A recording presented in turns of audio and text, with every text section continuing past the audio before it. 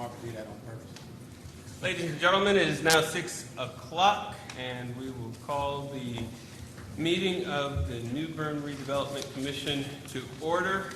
We'll establish quorum with a roll call, and then similar to last meeting, in the absence of a chair or vice chair, we will need to designate an individual to be the acting chair this evening. So I will call the roll call, and then I will hand it over to our Assistant City Attorney to establish a chair.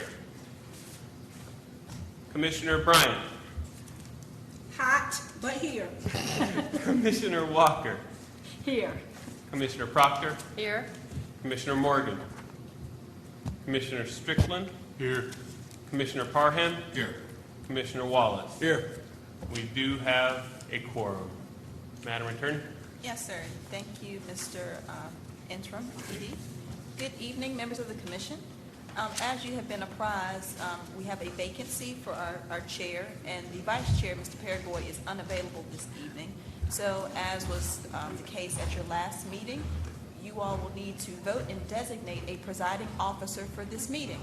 That person will lead you in your discussions, will rule on procedural matters and the like. So if there's any nominations, you can make one at this time. I nominate Beth Walker. I second. Okay.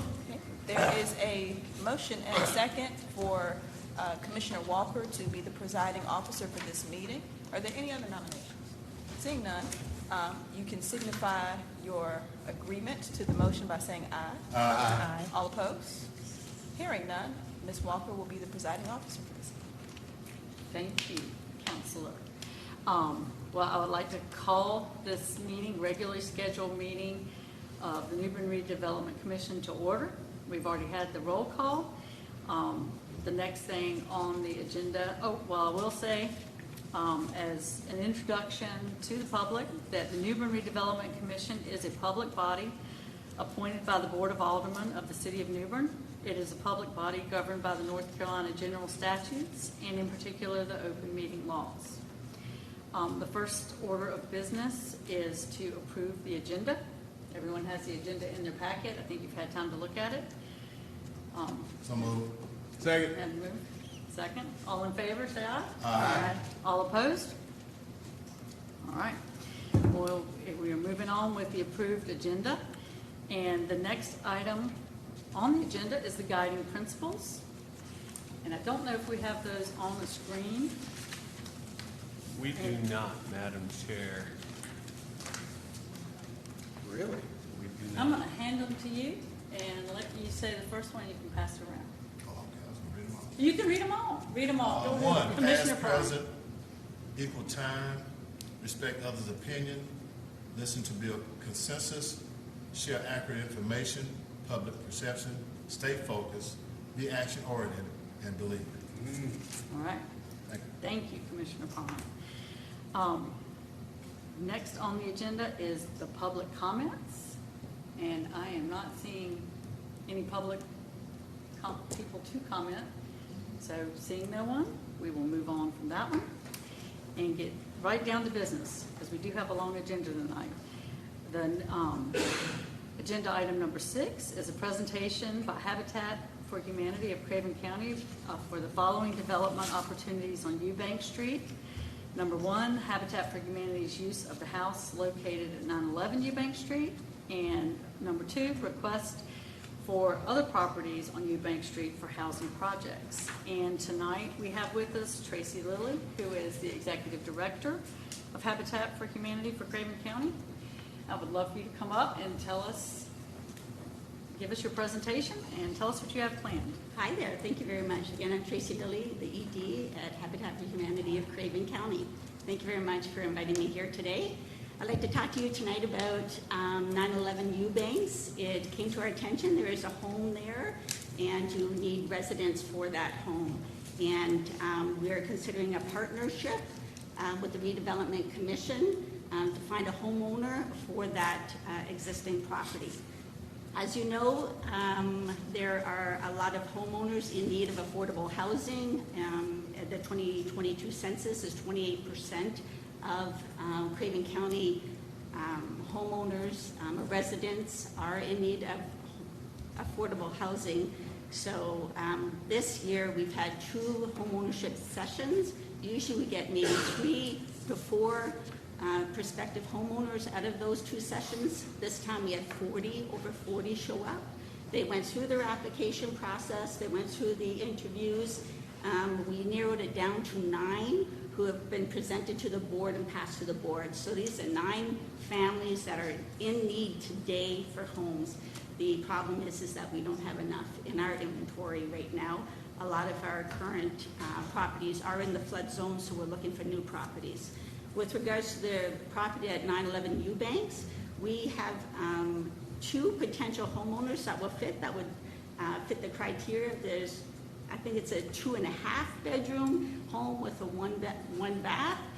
It's a single person, and then the other one is a single person with an older dependent. So either one of them will fit.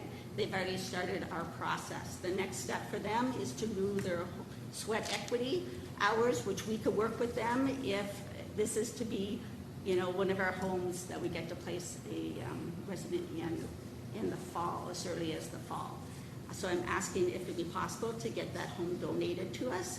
If you look in your packets, there's a little bit more detail as far as what it would cost us to get that home to move in ready.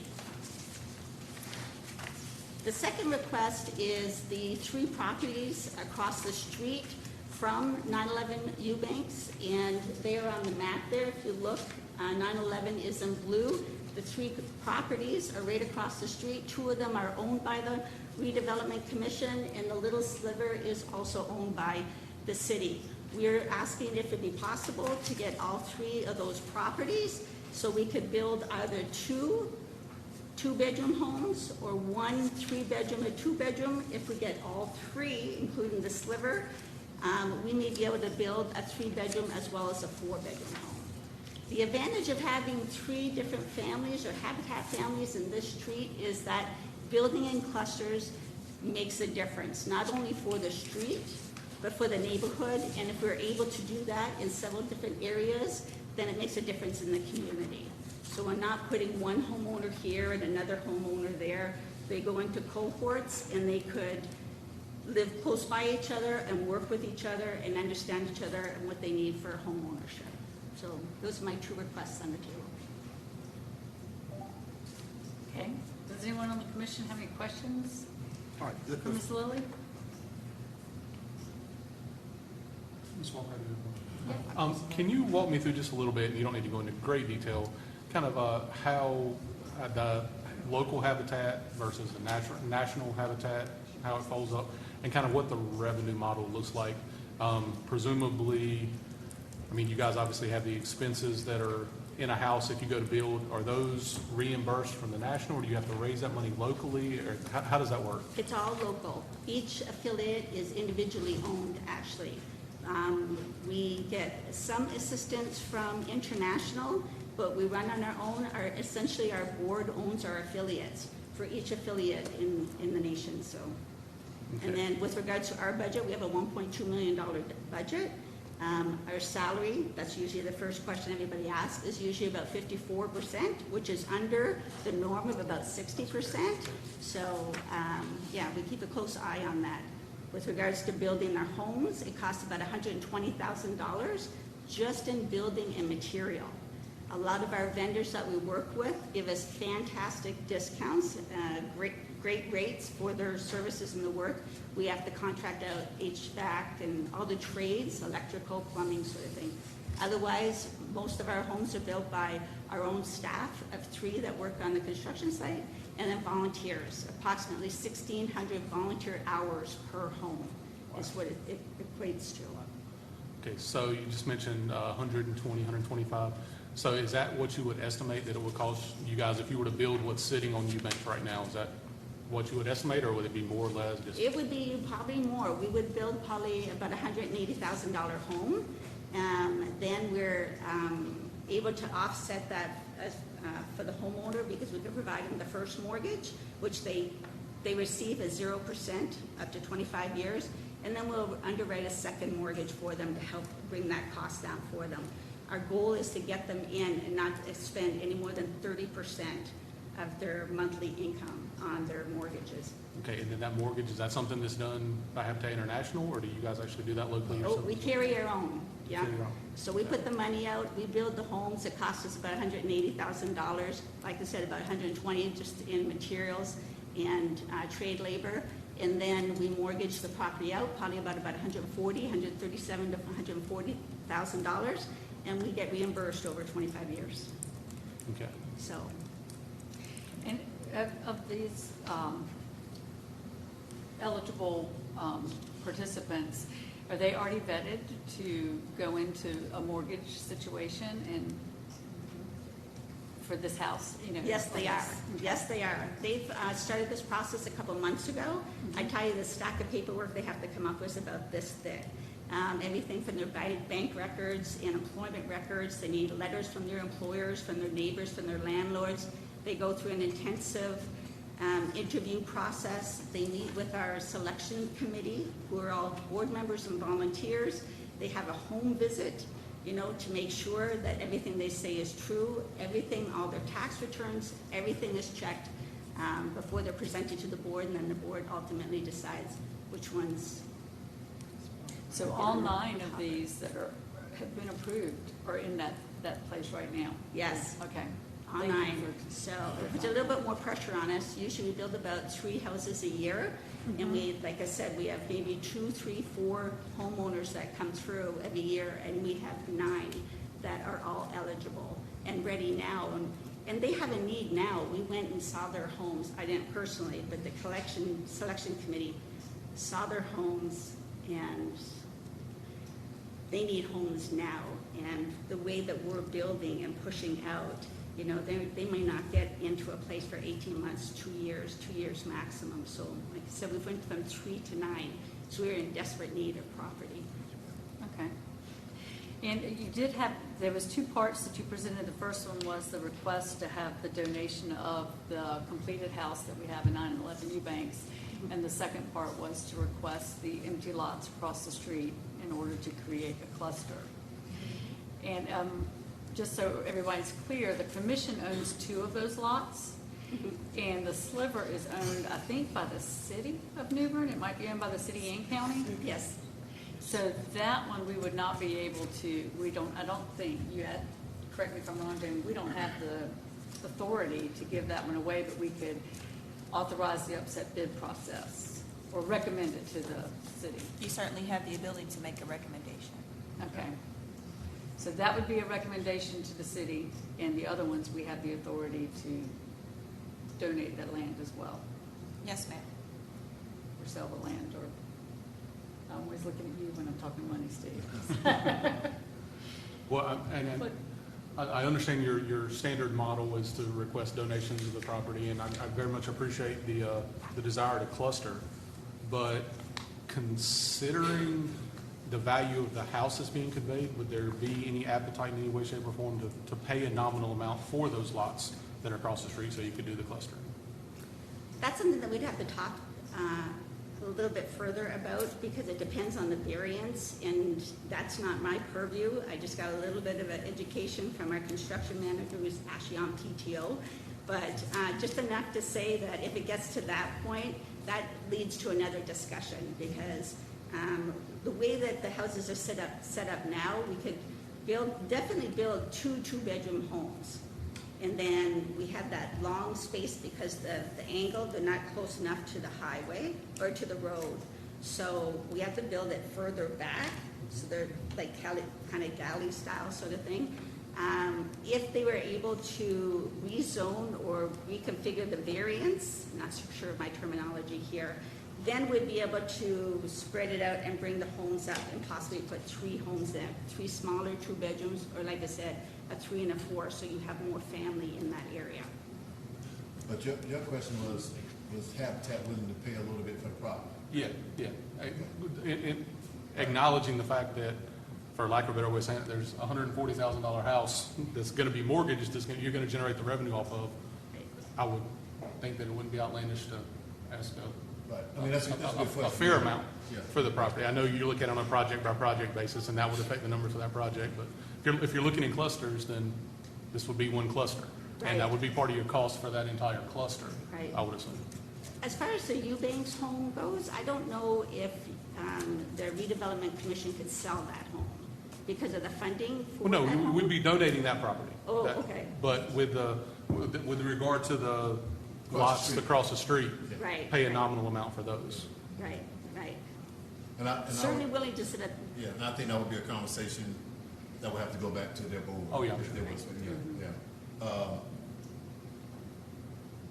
I mean, I'm still myself,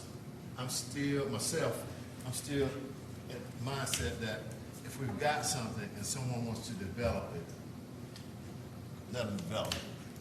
I mean, that's just kind of where I am. And I understand the piece about some money, but if we could get some money, well, fine. But if you got someone that wants to develop something and they can do it within 1 or 2 years, put it back on the tax book and whatever, that's pretty good. But I understand, but you're right. If we can make some money, I agree with that. But if we got a group that can do it and we can donate, yeah. Yeah, But I just don't think it's an outrageous ask. Huh? I just don't think it's an outrageous ask. Oh, no, by no means, yeah, okay. But that would be something her board would have to go back and discuss if they want to present.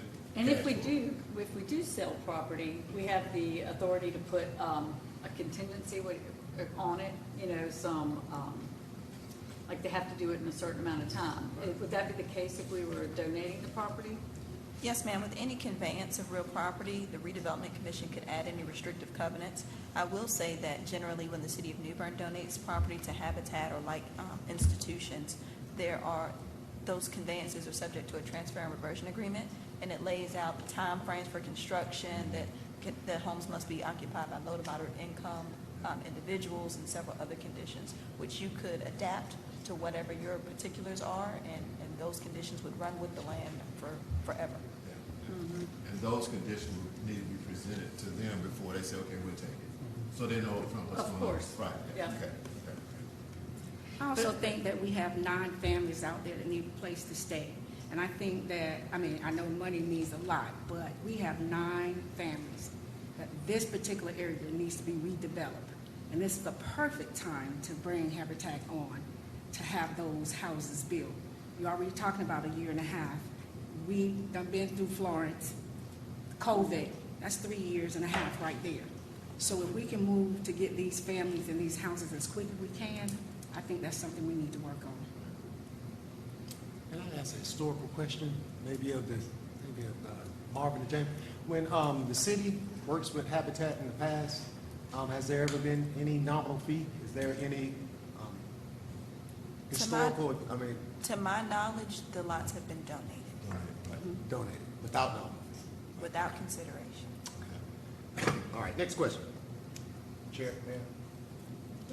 Next Madam question? Chair, Yeah. Okay, I just Yeah, want go to make ahead. sure. No. I read this 20-page deal here, so I'm trying to follow the rules. So, all right. That's up next on the agenda. Yeah, but I read it, so, Yeah. so I'm following the rules today. Timeline, as far as a cluster. We had a extremely in-depth conversation about clusters and trying to do really 2 things at one time at our last special call meeting. Remember that? Can we do 2 at the same? So can you give me a timeline if you were granted the clusters, the cluster that you requested? What's the timeline on completion of those projects? well, from the start of the project, from a clear lot to the home dedication, is probably about 6 months. And a prime example right now is Acock Street in the Pembroke neighborhood. Okay. We have 1707, 1703, and 1701. 1707 started early spring, February, March, and that's closing in August. Okay. And 1703 and 1701 are also due to close late fall. Okay, is it one at a time, or you have 2 different crews? There's 3 of them that are going at the same time. At the same time? Yep. So The third- wherever we could cut the cost, if they're coming to lay the slab and the foundation, it's a lot easier to get one contractor there doing 3 in one area than back and forth. Also the time with, staff and volunteers and everything just to be in that. But ultimately, it's best, we found that it's best for the homeowners because they get to know each other. They're in the same cohort. So they go through their classes together. They work on their homes together. They have to volunteer together, and then they move in beside each other, and then they could support each other with something, you know, when they have to change the filters and, you know, do a homeowner stuff. They're there to support each other, and that's why it works so well. Okay, see, that answers the question you had asked. Thank you. So is it 9/11 Eubanks plus those, the other cluster? Is that the only way you would want 9/11 Eubanks donated? Is it a package deal? Love to have it as a package deal, because otherwise we're taking one homeowner and putting them right in the middle of nowhere. If we're not building here, in all honesty, if we're not building here, then we're gonna be looking more for more homes in the Pembroke area. We've already built about 7, 8 homes there. Right. So, you know, we're starting to make a good impact on that community. So I wouldn't want to do that. I wouldn't want to take, like I said, a homeowner and, you know, just put them in one area. They don't know their neighbors. They have empty lots, you know, beside them. And then, Well, that's a big part of our charge, the revitalization. That's So when you do absolutely. clusters, I mean, that's, okay, it works. thank you. Thank you for your great presentation, and if there's any more discussion among us, it was open for discussion. We didn't have a resolution in our documents, but I think I'm hearing agreement amongst the commissioners that this is a positive thing to do with those lots. I would think, I think you're right, it's a positive idea. I think now we probably just need to get what requirements we're gonna put on the property. And the requirements we're going to ask Habitat. So I don't know how we proceed with that, but that's where we probably need to go from here. And once we've done that, then we can present Habitat and see if they accept it. Right. And I think it wouldn't hurt to take a few minutes to just discuss those here with us. I know what I heard from some people is time was a consideration, money was a consideration, and if we were going to donate them or sell them, what would our, help me with the word, JD, I'm sorry. Nominal fee? Restrictions, yeah, what restrictions we would have with the properties. If I may, Madam Chairperson, Chairwoman, Beth, Commissioner. Interim. Yeah. Interim, acting, all the things. We probably want to see the feasibility of the sliver parcel, so that we know exactly what we have to offer, and then discussion can be had in either project groups or work groups to draft conditions and those kinds of things. Is that appropriate, Madam Attorney? Absolutely. We can accept direction from you all tonight, and we can work on a package to present to you in your August meeting, and communicate with Habitat in the interim to iron out any of the fine details based on the direction you give us. Will we have to have the alderman approve that sliver being donated to Habitat? Yes, ma'am. The aldermen, since actually both the Board of Aldermen and Craven County would need to agree to convey that Okay. very small lot. I think it's 19 by 98. Since they own that property, they would need to participate in that conveyance. So that need to be clear before we anything done. Right. So leaving this meeting, is it appropriate for us to give staff direction to work on that, or do we have to have a resolution to give staff direction? Just consensus. If you have consensus and you give us direction to work out the details, I'm sure, and the assistant manager is here, hearing this direction, we can begin the process of having conversations and getting documents together for your review and approval at your next meeting. Do we have consensus on the commission to give staff direction to do Yes. that? And work Yes. towards that end of getting those 3 lots donated? Okay. All right, well, thank you. And just to be clear, are there any particular restrictions that you would like us to contemplate as we're pulling documents together? Any covenants?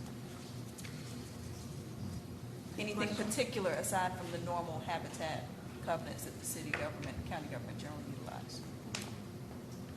I think one probably time. Time would be an important piece.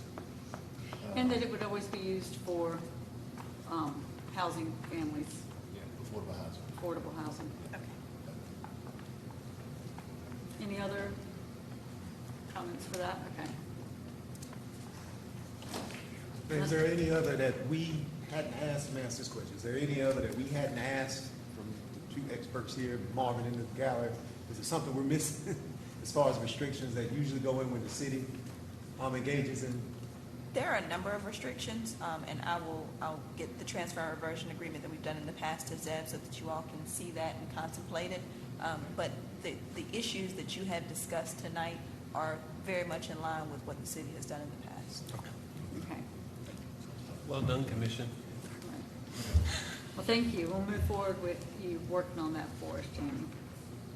And so, the next agenda item is presentation on the purchase of 1101 Main Street. And for that presentation, I believe Curtis Stewart. Oh, Mr. Stewart, if you will come up and let us know what your plans are for 1101 Main Street. I appreciate you guys having me and getting me on your agenda. I purchased a couple of properties on Main Street, dear to my heart growing up on Main Street as a child. I have 2 properties there and recently acquired one from the city that was in for demolition. And I've been able to work with Development Services along with the local city attorney to have an agreement to fix that property. It was stated that that property had to be elevated through understanding the rules and regulations from FEMA. I've been able to, excuse me, I saw Sharon, I got a little shook up there. I was able to go around and understand the rules and regulations of FEMA and not have to lift that house by understanding what the market value is. The house, the lot that I'm interested in purchasing is next to that home there, which was 831 Eubanks Street. We're trying to get into some development. We have several rental properties that we've acquired and have fixed them up for low to moderate income. We have several HUD housing, but my interest is development. And obviously paying attention to this group here over the last couple of years, I come in from a private standpoint. I heard a young lady from a Habitat from the nonprofit standpoint, but I have a portfolio from a private standpoint to be able to develop that. I have some other purchase agreements in the same area that I'm interested in.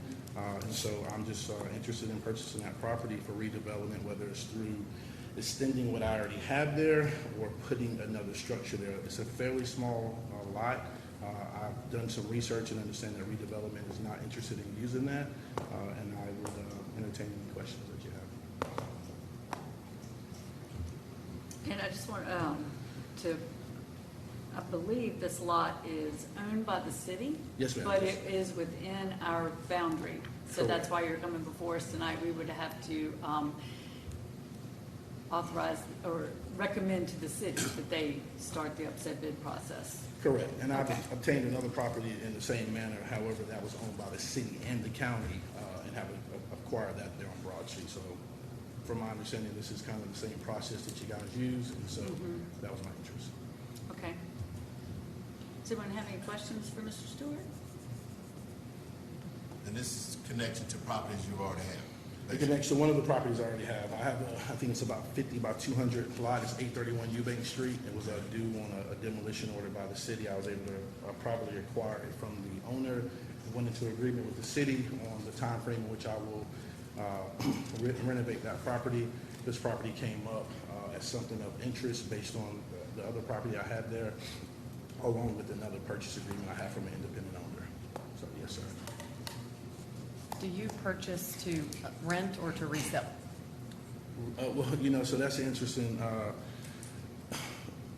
I'm tired of us landlording properties. It's a headache. This here is actually, my thought process is moving into building redevelopment. I mean, building from ground up. So my interest in this particular lot and sort of what I'm looking at in regards to what I have going is to build and to sell. In fact, the old ED from Habitat is helping with a philosophy, kind of a strategy for me to help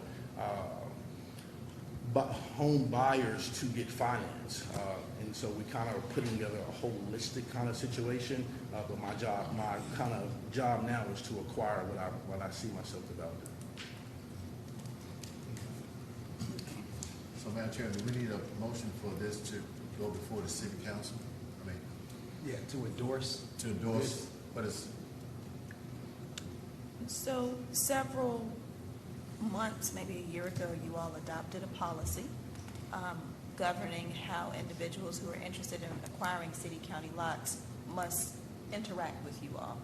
right. That policy was adopted before you had a sellable properties list, and there have been some significant changes since then. However, the policy that you've adopted is still very much in place. So pursuant to that policy, Mr. Stewart's presentation will be referred to the Housing Work Group for them to do some analysis and make a recommendation back to you at your August meeting, Okay. unless and until you choose to change that policy. Can't change it right now, so. So I do have a question. So is my understanding if the group was in agreement to that, so that we didn't have to go through that step, it was able to make a motion, is that not accurate? They have a policy that they've adopted. If they choose to change that policy, then they could enact whatever policy they choose to change. I'm sorry. I mean, this is a no-brainer. Can we, what's the word I'm looking for? Defer the policy right now for this one-time deal, or you have to change the policy, period?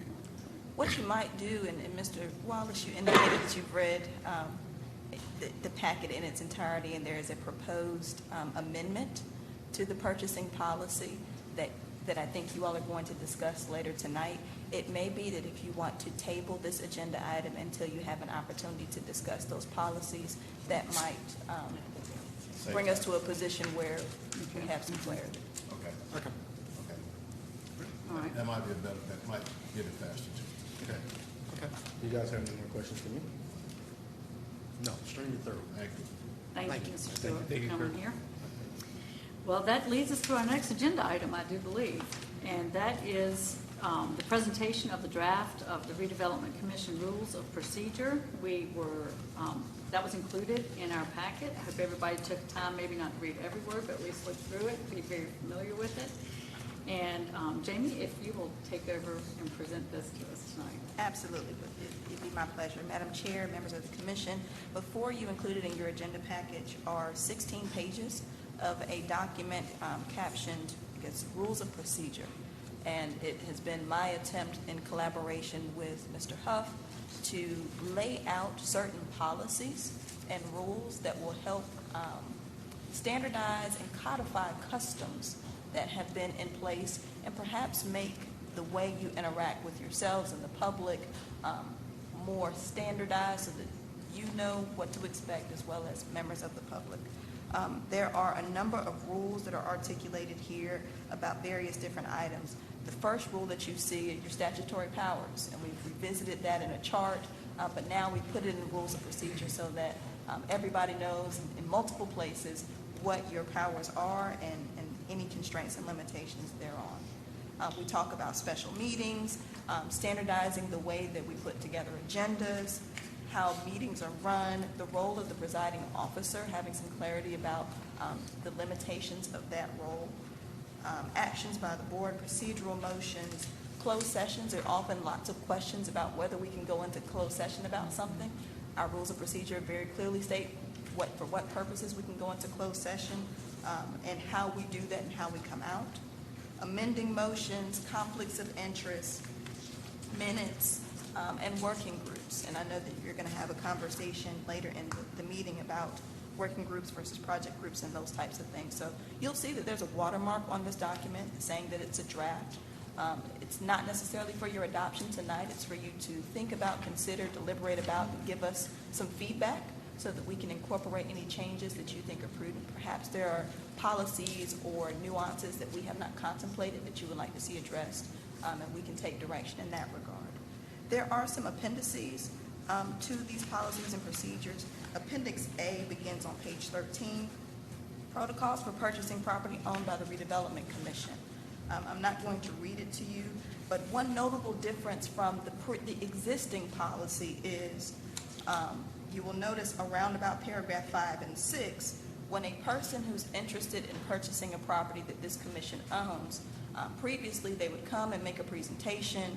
The housing work group would think about it and work on it and come back to you at the next meeting and make recommendations. In the appendix that is before you tonight, you all would have that deliberation and that conversation live immediately following the person's presentation. So the purchaser would come up and say, I'm interested in 123 Maple Street.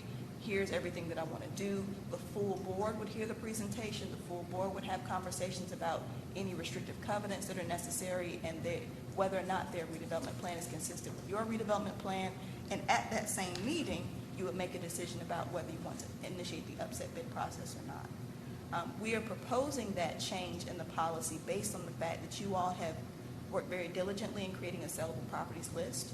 And much of that analysis about whether you have a use for the property or whether its location is in line with your redevelopment plan, that analysis has already taken place. So we think it's appropriate at this juncture to perhaps streamline the process given the work that you've already undertaken. If you continue flipping your pages, you will see there's another protocol for purchasing property that begins on page 15. That is a protocol for purchasing city and or county-owned properties located within the redevelopment area. Again, this is a more streamlined policy from the existing policy with the same thinking in mind. You all have gone through a comprehensive list of all the government-owned properties located within the Redevelopment Commission area boundary. You've done some analysis about the properties that are best suited for development by the commission versus those properties that may be better suited for development by either the private sector or nonprofit organizations. So in light of those decisions that you've already made, the most significant change from the existing policy, again, is around paragraph 5, which in this case, the potential buyer, whoever is interested in acquiring the property from the city and or county, would present their redevelopment plan to the full commission during a meeting. And at the conclusion of that presentation, the Redevelopment Commission, being your commissioners, would determine whether the proposed redevelopment plan is consistent with your adopted redevelopment plan. And at that juncture, based on the answer to that question, you can vote in that same meeting to recommend or not recommend to the Board of Aldermen that they initiate the upset bid process. Ultimately, whether the property is sold is not up to the commission, it's up to the local governments, but whatever your recommendation is for or against would be forwarded to the governing boards thereafter. So those are some significant changes to the purchasing policies, but given the Herculean effort that you have undertaken to catalog and analyze the properties, it may be appropriate to make some revisions to your purchasing policies. So that was kind of a high-level overview of the rules of procedures and a little bit of a deeper dive on the purchasing policies. I'm happy to answer any questions that you might have. Madam Chair, if I may. Just the first off, what would the process look like if there were to be questions to remain following presentations and we were to say, we're not quite comfortable, we want to do some follow-up work? Are we binding ourselves to have to make a decision as we sit? No, by sir. virtue of this? No, sir. At any point, you can move to continue an agenda item, and that's articulated in the motions section, which is Rule 15, procedural motions. So if you need time to digest the presentation, if you need additional information from the applicant or proposed purchaser, you certainly are well within your right to continue the application or continue the request until you're satisfied.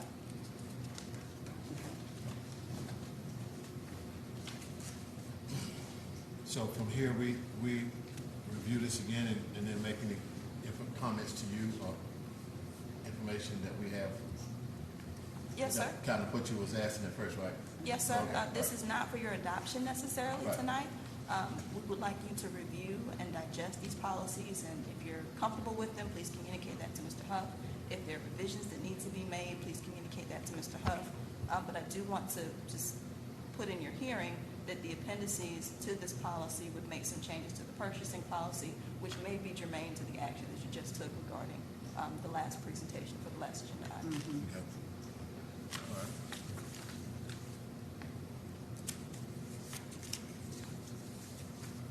And since this is a regular meeting, you can take action if you want to, but you certainly don't have to. On the former agenda item or on this agenda item? On this agenda. Either item. one, I guess. Either one, yes. Okay. Well, the previous agenda item, you have a policy in place, but with this agenda item, it's on for your discussion, but since this is a regular meeting, if you're inclined to take any action, you certainly can do so, whether you want to adopt the rules of procedure in whole or in part, but you don't have to. So at this point in time, we could accept the appendices for the sale process for either our selling our property or recommending to the city. And I do appreciate you saying how we've kind of come, telling the story of how we've come to this point, because before we didn't even know which properties we owned until the city and the county conveyed those 10 lots to us. You know, we always hoped we did, but we didn't know. So that would have made a difference in the other properties that we had. That's why we wanted to have time to review. And we didn't have the selling list. So we had to go back, call through the map and see if it was one of the properties we had a plan for or not. So I do believe we have that list, and it could be a living document as well. We could add properties to it. It But very at much this is a point in living time, document. I believe Mr. Stewart's property is not on our list because we don't own it. I think the sellable properties list, and Mr. Huff may be able to correct me if I'm wrong, includes properties that the Redevelopment Commission owns as well as city-county owned lots. And I think it's called the sellable properties list because, as opposed to a surplus property list, because we're not saying that the local governments don't have any use for them, but it's an invitation for members of the public to make offers to either the Redevelopment Commission or the local governments regarding those properties. Am I That's correct. in that? That's, the color coding on that list is indicative of who the owner is, and so it's, yeah. Just my thought being that if it's already on the sellable properties list, we've made a lot of decisions about it. And if it's not, if it's on the ones that we still have plans for, that's a whole different thing. And I'll defer to Mr. Huff about whether this specific property, the Main Street property that Mr. Stewart presented about, whether that's on the sellable property list. It is available.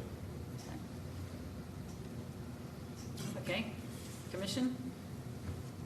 Any action to take at this point in time? Would you like to consider these things, digest it, and come back? That's my recommendation, Madam Chair. Everybody's nodding their head in that way? Okay. Thank you. Just Jamie. back. Yeah, but one last question. This is we got this guidance and this document this is pretty much law, right? So anything sir. Okay, this isn't, okay, If we adopt it, it becomes our rules. right, okay. But you haven't adopted it yet. So this is a proposal, and it doesn't become enacted until you all decide, or a majority of you decide that you want to adopt these as your rules. If we don't adopt it, we're held by prior policy, correct? Yes, sir. And if you're inclined to adopt the appendices but not the full rules of procedure, you certainly can do that this evening if a majority of you want to do that. Digest. All right. What do you think, Madam Chair? Everybody saying digest What do you think? and nodding their heads. I think that's a good idea. Sarah? Anybody? Okay. You're thinking, Sarah, okay. So we appreciate the effort of staff to put this draft together. Very It is thorough, yeah. not a small document. It looks pretty, Very thorough. Well thought out. 2000. yeah. And we appreciate your efforts there. The next agenda item that we're going to talk about was to be presented by Commissioner Perigoy, who is not here, so I will cover that for him. It is to consider adopting a resolution approving the demolition of homes on West A Street, including the required asbestos testing. And this is not new information. I believe we have talked about this at several meetings because there was concern. I'm not sure which property specifically. I think it was 708. We weren't sure if the house was on the property or someone else's property. So these are properties that we own that were given to us from the city/county. And in our agenda packet, you can see the prices there. They vary, $4,889, $7,205, $4,312. And then housing, asbestos per house is about $500. So, I believe we've talked about the value of demolishing these to move forward with our development plans. And tonight is the resolution, which is also in our packet, to approve that. The money be spent that way to demolish them and do asbestos. So is there any discussion? Anyone still concerned about these? They can't be fixed. I don't know that they can't be fixed. Is it worth it? Is it worth it? Cost prohibitive. Have you seen it? I haven't seen it. I'm Yeah, sorry. me either. I know it's good. But, they're worth it. You said it. No, they're not. They're not worth it. There's one of them that is no way, shape, or form even worth considering. The other is no.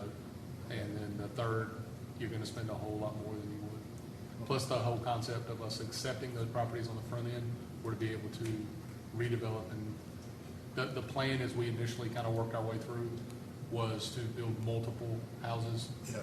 that better fit the properties to allow for more residences to go in there. And this does this does lend itself to that string of 10 lots that would be open and available for a developer to come and build. We always thought it would be more attractive for a private developer to take a chunk of land like that and develop multiple properties. But this goes back to what we were talking about habitat. A lot of developers want big pieces to do Correct. nice, bigger projects. And multiple houses. That was a new concept for me here in the Habitat presentation, that they like to do the cluster of houses, but this would allow that in that area as well. I make a motion to adopt the resolution. Second. Have a motion and a second. Do we need a roll call vote for that, or? I'm sorry, Mr. Strickland. Do you need full language on what we're adopting, or just the motion is? I make the motion to adopt the resolution approving demolition of homes on West 8th Street, including any required asbestos testing. Thank you, sir. Second. And do we need a roll call vote for that, or just a Roll call, please. roll call vote? Okay. Commissioner Wallace?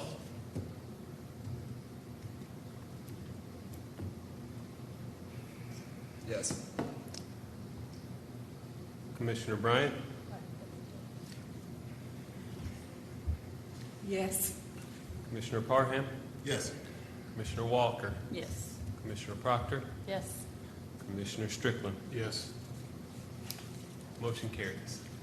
Are there some concerns you didn't voice before you voted? That's what I just asked. Huh? I just had, I mean, we don't vote now, but I'm just. yeah, I mean, I just had some concerns. I Would you didn't mind voice speaking my to concern and say anything before when we tore down the house. Okay, I Like got that you. house could have been rehabbed. Yeah, okay. You see what I'm saying? Yeah, I understand. So I'm on edge when we go tearing down houses because of that particular situation. So I kind of question when we tear down houses in this area, because there's a lot of houses torn down over there. If you just ride through, you can see it. But I was going on the vote because he was saying that when you purchase a property, that was the idea for purchasing. It Oh, wasn't no, that's why I voted yes. Okay, But I still got heartburn with Okay, this. I got you. Right, I got you. you know, just because you say the houses can be torn down, I'm still thinking that I could go by and look at this house and see if there's anything that can be reset. So that's why I kind of hesitate, but I mean, But I mean, I'm tired of houses being torn down and not being I fixed. value the input, the expertise of my fellow commissioners. So I voted for it because I believe in his expertise. So once he said he's come down, then he's. And Madam Chair, in the spirit of being helpful, if I'm not mistaken, I think one or more of these structures caught on fire. Yes. And was either partially or substantially burned, and the other one, because of its proximity, has begun to melt Yep. as a result of the heat, if I'm not mistaken. So these homes were in a terrible state of dilapidation, and I would encourage you all to ride by and look at them. Well, I tried to look it up and it had me in Bridgeton.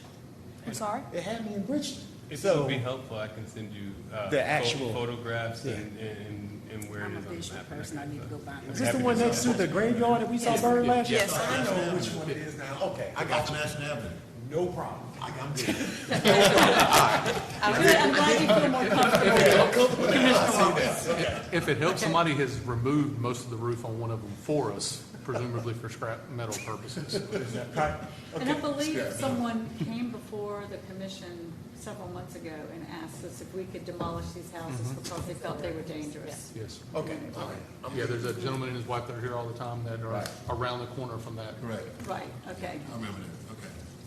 All right, well, the next agenda item is also one that was Mr. Perigoy's presentation, and it was consider adopting a resolution adding properties owned by the Redevelopment Commission to the existing property and liability policy. And I believe that the properties, and this would be adding them to, we would need the insurance company, the SIA group, to put together a proposal to share with the commission. Is that correct for these properties? That's correct. Okay. And I believe the properties are the ones that are like the 911 Eubanks house, which is a house that we own that is sitting there unoccupied at this point in time. And then it would move into the Jones properties as they're being developed, that they'd be covered. That is my understanding. Okay, that's my understanding, but I'm sorry if I don't sound like I'm 100%, but it was, like I said, someone else's to present tonight. And to me, that just makes sense to have property that we owned insured. Liability. Steve, what? you have No, I guess my only question is what process do we need to go forward to expedite this? Because we don't have a full list yet, so. a- Right. There will be additional costs, but basically the SIA group will need to give us quotes and I can pursue that and I can present it to the commission at our next meeting. Mr. Huff, would you add other properties to it? Or do you feel like it's all the ones we own or just the ones with built structures on it? The preliminary conversation, and Marvin, if you want to help me out, but the preliminary yeah, it would be all of them. So that all of them are insured and we're covered for liability's sake. Okay. So That's even vacant lots too? mhm. Okay. Just the ones we own though. So Right, okay.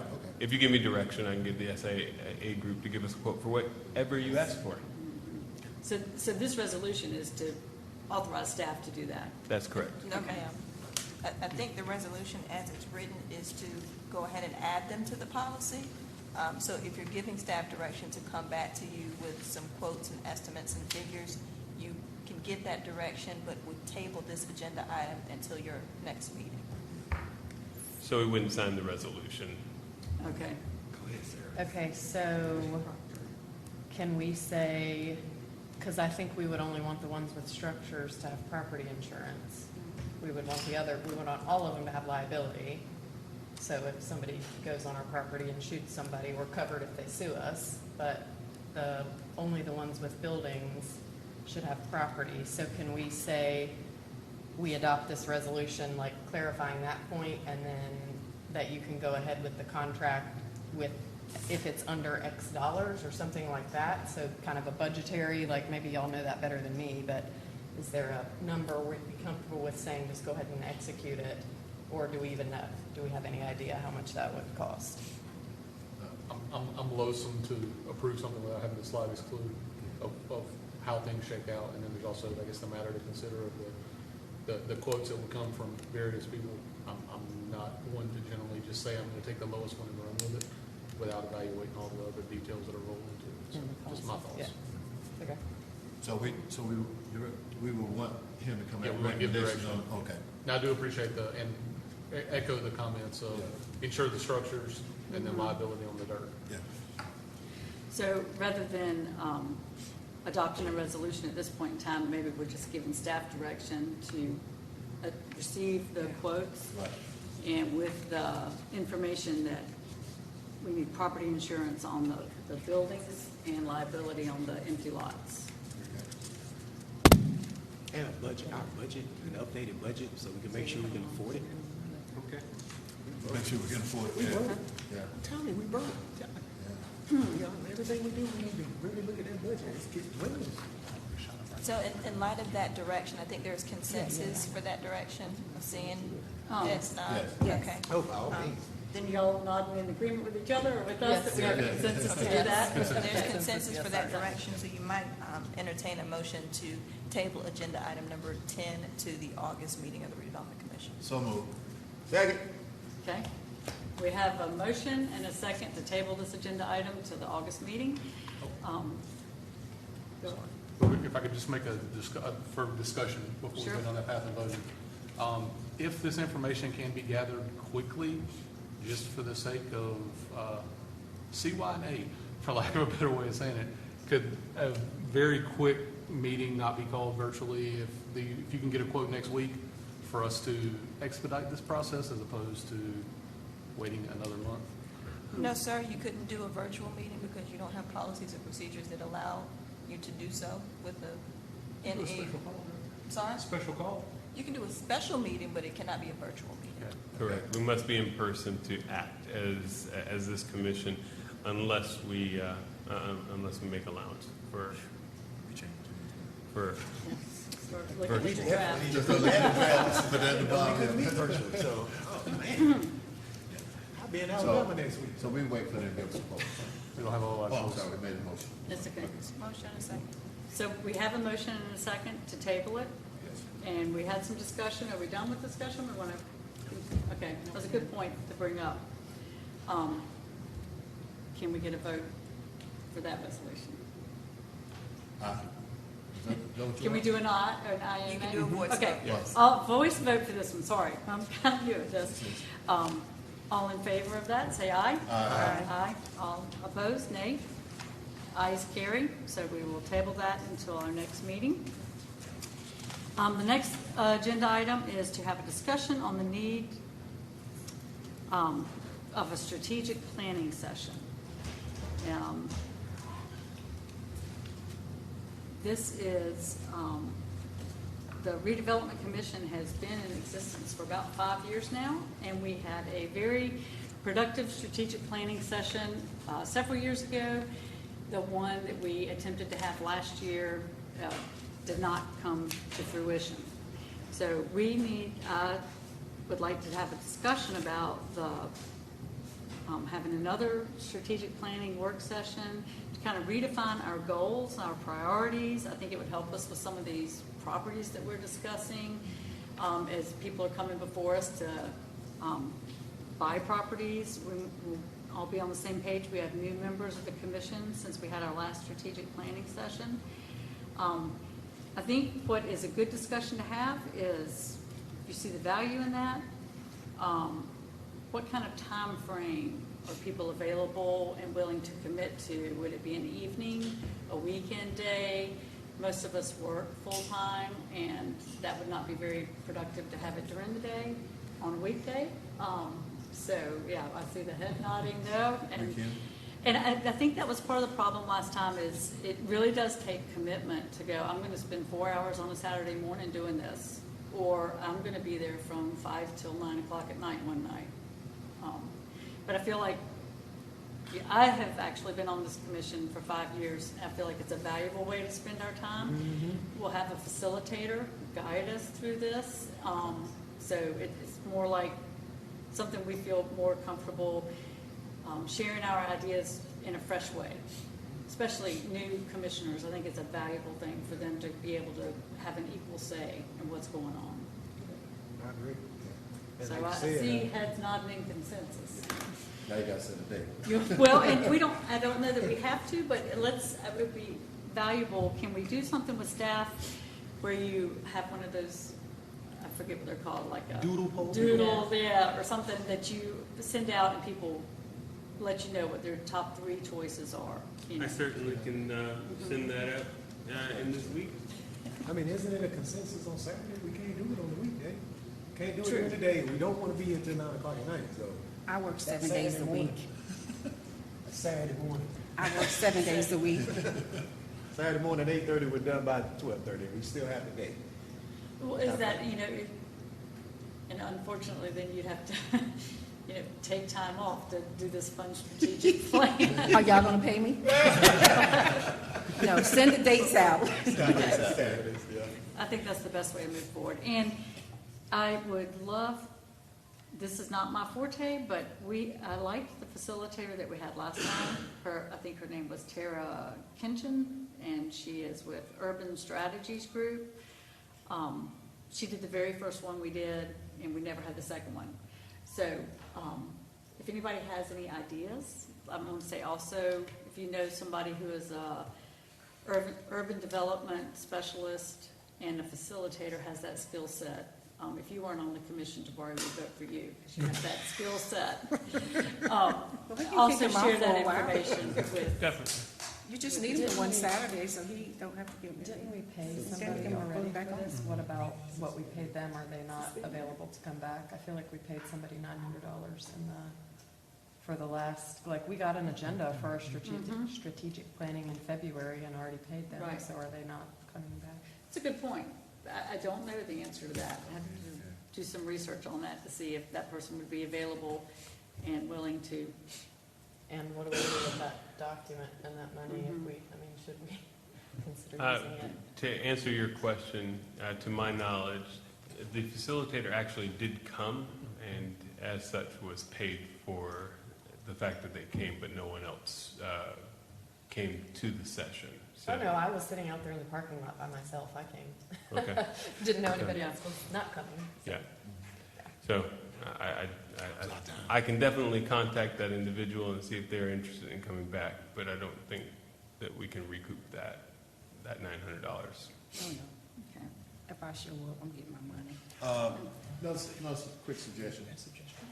If we got a facilitator who does this, is it possible to find someone in another city that is really doing the redevelopment stuff, that has been doing it for years, that can come and give us an idea of where they are, of what happened, how they did it? What are some pitfalls? What are some good Right, things? yeah. And that person only need to maybe spend an hour. This is where we were, this is where we started, this is where we are with our redevelopment. Give us some facts and figures, some numbers of what they did and how they did it, and let the facilitator go from there. Just a thought. I Yeah, think that's a good idea. just a thought. I see you taking notes over there, Mr. Huff. I am. And any other ideas of people that would be valuable to talk to, or, potentially city officials? It was helpful for us to have these sit-down sessions with mayor and the city manager recently. Extremely helpful. Yes. Oh, my goodness, yes. So, Great um, meeting. I put us over the hump. Yes. to it's a have them great be meeting. involved might, Yeah. maybe not for the whole thing, but as a part of Good the idea. 4 hours, or, however many. Doesn't have to be 4 hours, if we can get it done in 3. Would after the that. commission have any interest in the School of Government coming and presenting again? If they specialize in redevelopment, Sure. I don't, personally, I don't want somebody to just come in and say, well, I want to know what redevelopment around the state is doing, Okay. how they did it. What cities have had success with that? There you go, exactly, yeah. I think that's a good idea. If we're gonna spend 3-4 hours, we need the real stuff. Making it worthwhile. Yeah, we need to make it And- worthwhile. And I'm thinking that our next agenda item is about setting protocol and the need for chairman, vice chair. So I'm thinking that this strategic planning session would happen after that has been established. So maybe in the early fall, September timeframe would be good, maybe? Okay. Which will come first? August is when we Oh, are okay. scheduled to have new chair, new vice chair. Okay. And then we'll have the retreat after that? Yes, Okay, all I right, think that would be. that's fine. Any other? Look like you want to say something, Commissioner Bryant. You better get those dates to me ASAP, because my Is that early? September months with my job fills up. That's when we go out and do a lot of outreach in the community, so get those dates to me ASAP. Okay. Yes, ma'am. Any other concerns or ideas to share? Thank you guys for providing that information. I think it's a good idea to have the strategic plan, and we're happy that you're going to be working on that, Mr. Huff. Thank you. The next agenda item is what I already mentioned, that the chair of the Redevelopment Commission is recently vacant, and we really need to have this seat filled, and then the vice chair comes after that. When the Redevelopment Commission was started, we elected those positions in August. So at a recent meeting, we all voted to re-elect those positions in August, and that will be our next meeting. Now, this agenda item is asking for, I'm thinking, discussion on how the best way to establish that process and how we're going to do that, how we're going to elect chair and a vice chair out of those of us who are already on the commission. As we have ideas to share? Not Great, Mr. Wallace, no. great idea. No. Probably one of the best ideas I've had. About the process. About the process. Oh, not the person. Process. Process. It's all the process. Thank you, Jamie. All right. You know, I'm thinking, because I'm just thinking out loud here. When we come together again, is it the best thing to go, oh, I nominate you, or is it a better thing to have these ideas and, Bring one name to the table. well, share them amongst ourselves? Can we do that? Yeah. Do we run into problems with a quorum, or do we have to work with, our executive director to say we have ideas of people? What you could do, if you're inclined to make nominations outside of the meeting, you can send an email to the executive director with those nominations, if that's the process you want to do.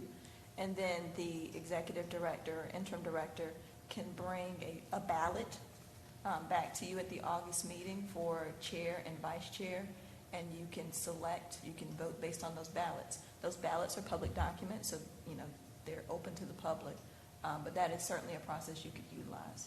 And that Another sounds like a process you good could one. utilize is if you want to come to the meeting in August prepared with a nomination or two in mind, you can collect all the nominations vocally first, and then you can proceed with elections after all the nominations are on the table for the various different officers.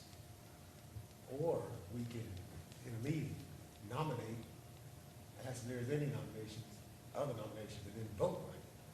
Like we did when we named the last officer. That's what we did. That was We at said the it was meeting a at that time, yeah. Yeah, it was a nomination, and then voted, and we went on. Yes, sir. That's still out there. Yeah. So what you're suggesting is, at the meeting, take kind of Jamie's second option, take the nominations at the meeting, and then everyone vote at the meeting. Yep. Clean, That is full simple. transparency. Okay. Best way to do it. How do you feel about that? I think You good with that? we already know. Sharon's still hot, so she's like, She ready to go. she's ready. What's the trick? You look like you're What's your name? pondering down there. I'm Commissioner I'm taking in the conversation. Take it all in, huh? Because the only downside with walking in is, It takes too much time. well, it takes additional time, and you don't know if the person you're gonna nominate is gonna be willing to accept it or not. So if you walk in with that plan, and they say no, then What's next? what do you do next?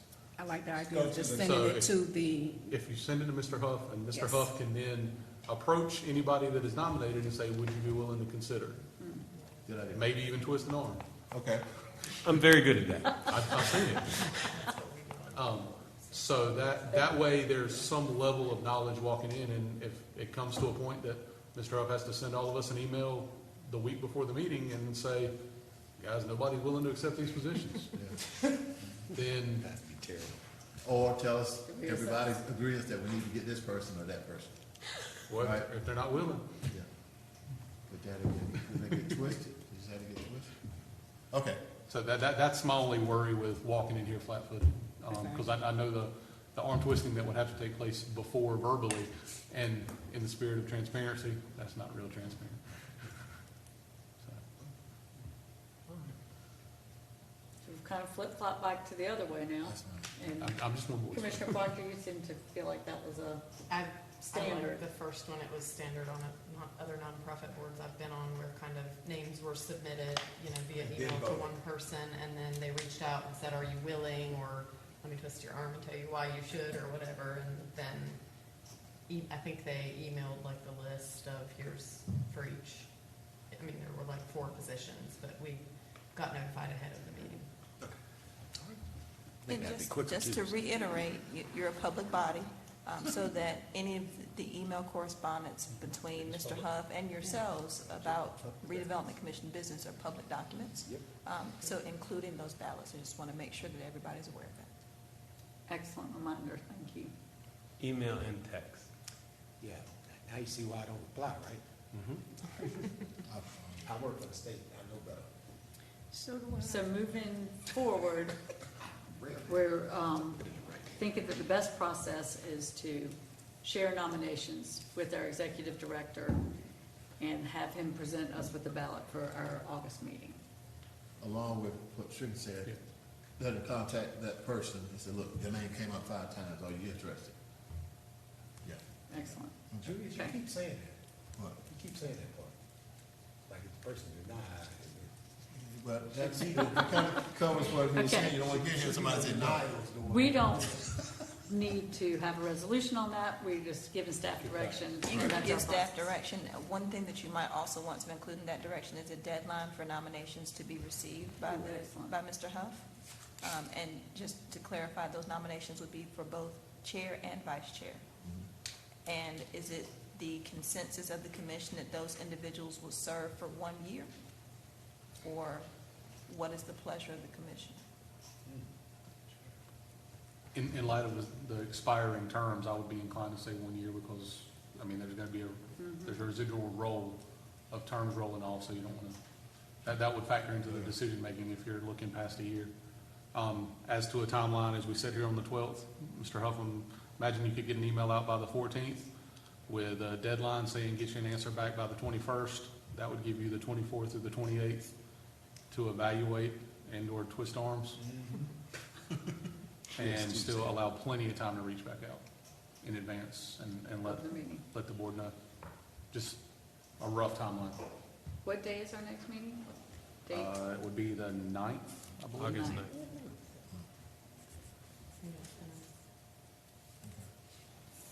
So can you say again what day you said would be a good timeline date? Yeah, Mr. Huff reached out to all of us with just a, hey, reminder to send me your nominations. And he sent that email by the 14th with a due date to respond back to him of the 21st.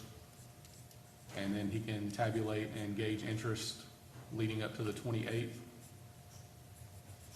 Okay. And that'll have everything queued up and ready to go well in advance of an agenda being published. Yeah. And reasonable on this side of the room? I was looking this way Yeah. for a 1-year term for both, okay.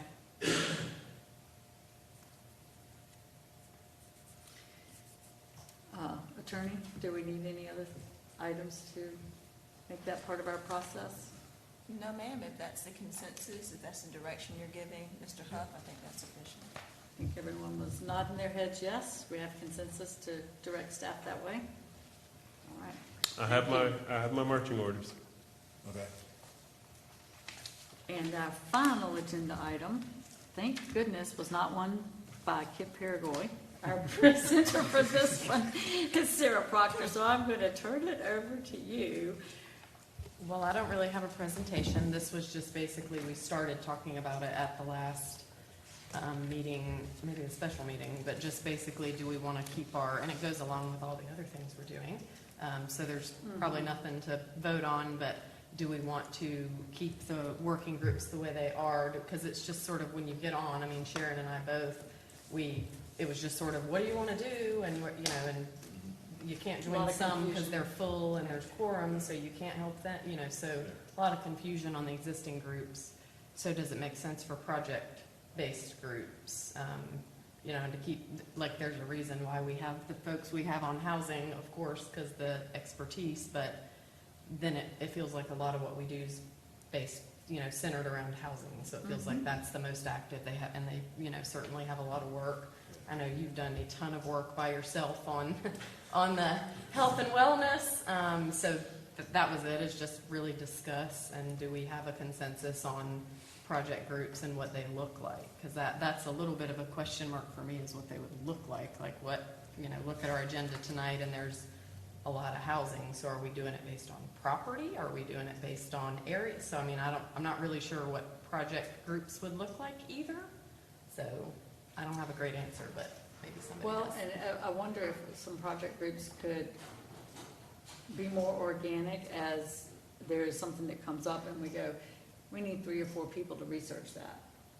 Can we get a project group for that? As Or, as needed. I don't know, I hear what you're saying, there's a lot of open-endedness there.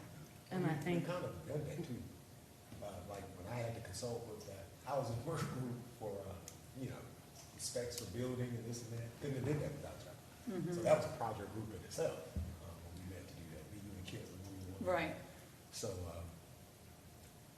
yeah, I mean, I think it's up for discussion, like Sarah has a point. Maybe I wouldn't have said that. it was actually the mayor and the city manager. Oh, yeah, Mine. he did that, definitely. Oh, yeah, you were there. I was in there. That's where it came from.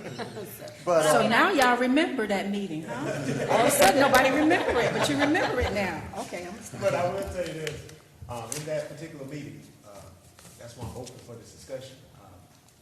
Phyllis was hurt, when Commissioner Morgan wanted to draft Sarah properly. I wanted to get both, since I was a one-man army, I wanted to get both of them on my work group, and Sarah chose Robbie, so I was a little hurt driving away from him, and I was like, well, maybe we do need to get away from these work groups, that's all we're together, so, but yeah, I definitely open for this, that's Sarah has. Okay. I have a question. Is that an item that, as we're reviewing this draft of our process and procedures, would need to be in that process and procedures, or is that just a more casual way of getting things accomplished? I would absolutely have some reference to your policy for work groups or project groups in your rules of procedure. And it can be as elastic or inelastic as you want it to be. If you look at the work group language that's in the draft policies and procedures before you this evening, there is some language there that allows for you to add or subtract groups as is necessary. So if you're inclined at this juncture to be project-oriented, which I think you have several projects that are underway, to reorient your focuses to be more narrowly focused on those specific projects. As additional projects evolve, you would have the elasticity to add groups for those subsequent or additional projects. We can certainly bring that language to you if that's the direction you'd like to give. This could also be something we try to talk about at strategic planning. We get somebody, like, how do other people do it? Because it's very confusing, like, who's on what project? What if nobody ever volunteers and just shows up? So, you know, it's Right. like, do we volunteer people? Do we tell you have to join a project because you haven't done one? All that gets really tricky. I think that's why the groups we have made sense. That's a good point. That's a good point. Gives more time for discussion. But if it's the inclination of the body to explore the concept of project groups, we certainly, you can give direction to staff to research those topics and bring some information back to you to incorporate in the rules of procedure, or you can decide that you don't want to incorporate or adopt any rules of procedure until after, whenever your strategic planning session is. We just need some direction from you all. And I think it just for the sake of newer commission members, the reason the project or the work groups got started was when we started, and for the first year and a half, we met every 2 weeks. And that was a lot of meeting and doing work. And so we said, let's break off into groups that can meet on other nights of the week and get these things done. And so that, we were trying to get a lot of work done, and everybody got tired of meeting twice a month. So we may be at a point where they can be more elastic now. by project. Steve, you look pensive. Yeah, Sorry, again, Commissioner Strickland. Again, I'm taking in the conversation, hearing what the various viewpoints are on things. Anything else to add?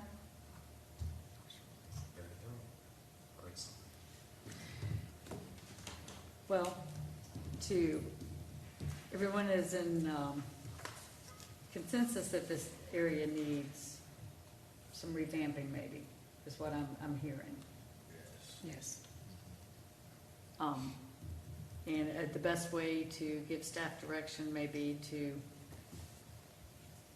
have you be creative and bring us some ideas of that. I can certainly give you some ideas of what other folks are doing, what other redevelopment commissions are doing, something for your consideration. Okay, Can I add something? of course. With this concept that came up about the project groups, it was because the work groups that you all had, it was looked at like you have a neighborhood group, which basically was just only responsible for cleanups, whereas, like for instance, with the Eubanks house and the Bloomfield, both of those were going at the same time, and it was just all housing group doing it.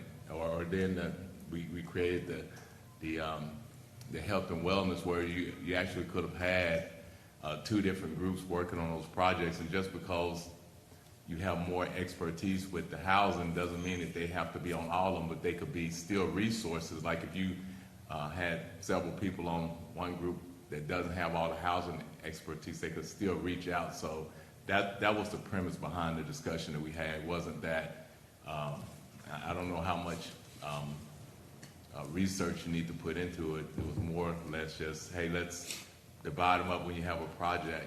Like if you're gonna have a neighborhood cleanup, it doesn't have to be the same one person. It could be 2 or 3 people say, hey, I'll jump on that. And even with the housing work groups, you could have someone who has the connections to the community, getting their voices of what they want, the housing people who knows what processes they can do. So it's a combination of everyone utilizing their skills and not just saying the housing group has to be someone with housing expertise and that alone. So that's what happened with that discussion that we had.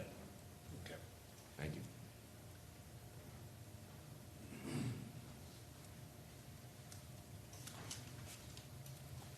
So would you like me to send out the information as it's gathered? Do you want to wait till the strategic planning meeting in the fall and just table this item until then? What's the consensus in the direction? Table to the strategic meeting. Got a table to the strategic meeting? Heads nodding on that side, heads nodding on this side. I think that's our consensus. Thank you for that distillation of the information. All right, let me get back to my front page agenda here. The next agenda item is closed session. I don't believe we have any No, ma'am, no closed reason to session go into tonight. closed session. No, ma'am. I would like to direct the commission's attention back to number 7. I think there was some consensus to table that item until the conclusion of discussions about rules of procedure. So I don't know what, if any, direction or action you want to take as regards to item number 7. Just for the sake of knowing, absent any changes to our policies, our path forward is for the housing working group to need to address that and then offer a comment at the next meeting. Yes, sir. So, Which one? Which one? Seven. Curtis. Well, Curtis, probably. Okay, we're tabling.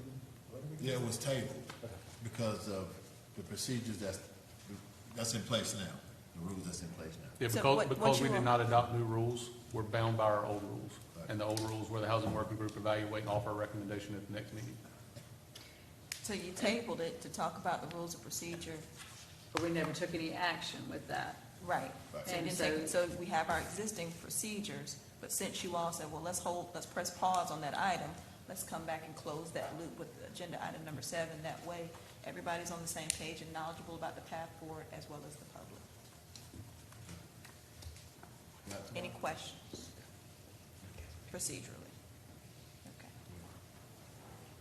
We'll be prepared to report. So everybody understands that we're using our existing policy and that this matter will be taken up by the housing work group for them to make a recommendation to you all in the August meeting. Yes. Okay. Okay. Thank you, Madam Presiding Officer. Thank you for that clarification. Last agenda item. If there's no other business, we'll go around. Commissioner Wallace? Commissioner Bryant? No. Commissioner Parham? No, thank you. Commissioner Proctor? Commissioner Strickland? Then, do I have a motion to adjourn? So moved. So moved. Do I have a second? Second. A motion and a second. All in favor, say aye. Aye. All opposed? This meeting's adjourned. Thank you. And now Good the job. condition works. Thank you. Is there air coming on in?